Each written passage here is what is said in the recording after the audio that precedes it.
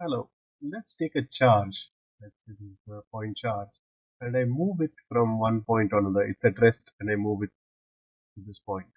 So it loses potential energy because it expends the kinetic energy in movement. So, and I also obviously do some work in moving the charge from point A to point B, which means that the work done involves a change in potential energy, or we can say it's proportional to the change in potential energy here. But we also know that work is Fd cos theta. This is another formula that we know. But in such cases of charges, it's very complicated to calculate the force.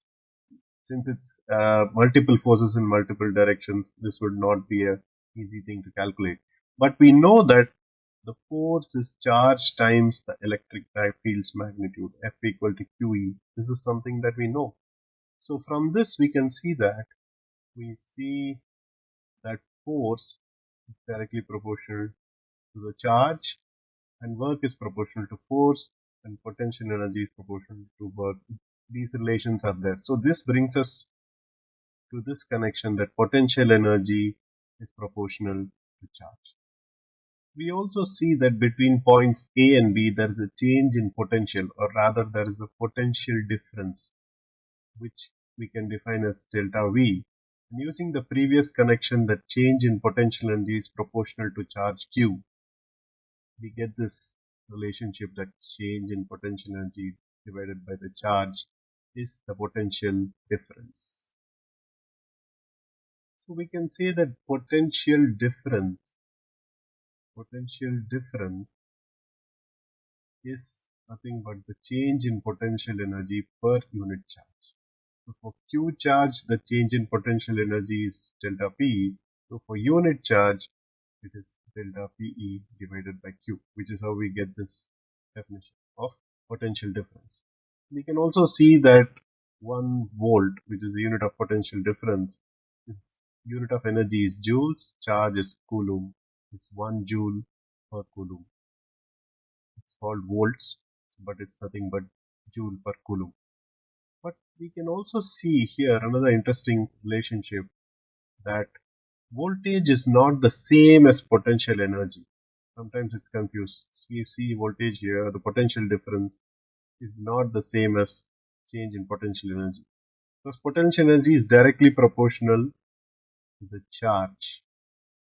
So, which means if potential energy is more, charge is more.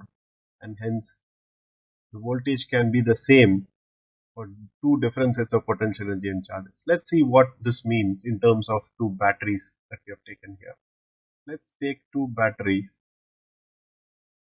and both are having potential difference of 10 volts. This also has 10 volts, this also has 10 volts. But typically this example is used as a motorcycle battery and a car battery. Let's take the smaller one to be the motorcycle battery, the bigger one to be the car battery. As per definition, the potential difference is change potential energy per charge, unit charge. In this case of the motorcycle battery, to get the same 10 volts, I can do 100 is the change in potential energy by 10 is the charge. In case of the car battery, to get the same 10 volts potential difference, I can say 1000 divided by 100 is also 10, which means the car battery can move more charge. But the voltage, if you see, it's the same in both cases, 10, which means the car battery says I can give the same energy per unit charge as the motorcycle battery, but I can do it for more charges. I have more energy. The energy here is more compared to this case. Thank you.